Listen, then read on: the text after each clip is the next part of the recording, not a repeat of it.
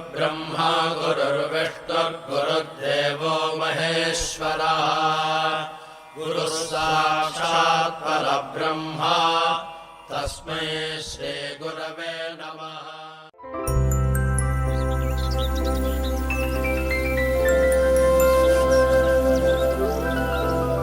ഓം ശ്രീ സായിരാം. പ്രശാന്തി നിലയത്തിൽ നിന്നും സ്നേഹപൂർവം സായിരാം. സായി പ്രചോദനങ്ങൾ ജൂലൈ 25, 2024.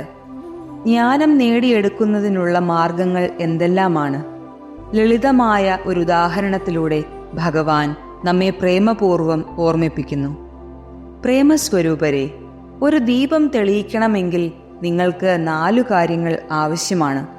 ആദ്യമായി ഒരു വിളക്ക് വേണം, രണ്ടാമതായി എണ്ണയും, മൂന്നാമതായി തിരിയും, നാലാമതായി തീപ്പെട്ടിയും വേണം.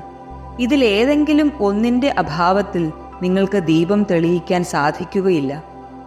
ദീപത്താൽ നിങ്ങൾക്ക് ബാഹ്യമായ അന്ധകാരത്തെ അകറ്റാൻ സാധിക്കും. എന്നാൽ ഹൃദയത്തിലെ അന്ധകാരം എങ്ങനെയാണ് ഇല്ലാതാക്കാൻ സാധിക്കുക? ജ്ഞാനജ്യോതിയാൽ മാത്രമേ അത് സാധ്യമാവുകയുള്ളൂ. എങ്ങനെയാണ് ആ ജ്ഞാനദീപത്തെ അല്ലെങ്കിൽ ആത്മദീപത്തെ തെളിയിക്കാൻ സാധിക്കുക?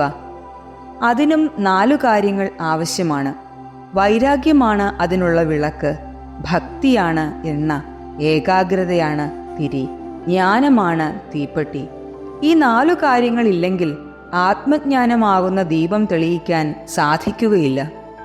ഈ 4 കാര്യങ്ങളിൽ പ്രഥമ പ്രാധാന്യം വൈരാഗ്യത്തിനാണ്. വൈരാഗ്യമില്ലെങ്കിൽ എത്ര പുരാണങ്ങൾ പഠിച്ചാലും അതെല്ലാം വ്യർത്ഥമാണ്. എന്താണ് ഈ വിരക്തി? ശരീരത്തോടുള്ള ആസക്തിയുടെ അഭാവമാണ് വിരക്തി. എപ്പോഴും അവനവനെക്കുറിച്ച് മാത്രം ചിന്തിക്കാൻ പ്രേരിപ്പിക്കുന്ന അഹംഭാവത്തെയാണ് നാം ഉപേക്ഷിക്കേണ്ടത്. അഹങ്കാരത്തെ ഉപേക്ഷിക്കുക, കോപത്തെ കീഴടക്കുക, ആഗ്രഹങ്ങളെ നിയന്ത്രിക്കുക, ദുരാഗ്രഹങ്ങളെ വെടിയുക.